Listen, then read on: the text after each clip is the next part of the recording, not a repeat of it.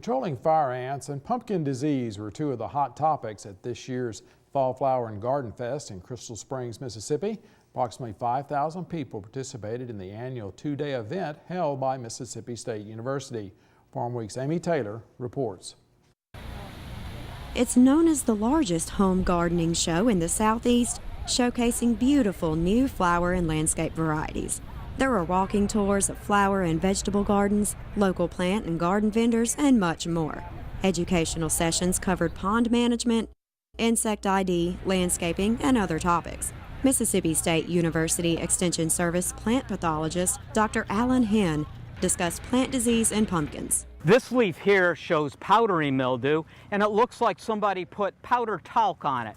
And you can kind of rub on top of it, and you see how that powder comes off, leaving a green area underneath. Okay, that's fairly easily managed either with a chlorothalonil fungicide or perhaps even neem oil or something like that. But you'll have to keep on putting it on. Another presentation featured MSU Extension entomologist Dr. Blake Layton. He covered the hot topic of fire ants. My favorite way is to do what I call knockout fire ants with a 1-2 punch.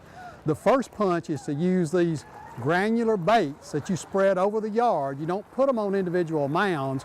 The fire ants gather them up, carry them to the mound, feed them to the immatures, and they work slowly to knock out the mound. The second component is to use one of these powders, like an ortho fire ant killer, that you do sprinkle over the mounds that survive the bait treatments. The Flower and Garden Fest also featured handicap-accessible wagon tours of the Truck Crops Branch Experiment Station. High-tunnel greenhouses were also exhibited on site.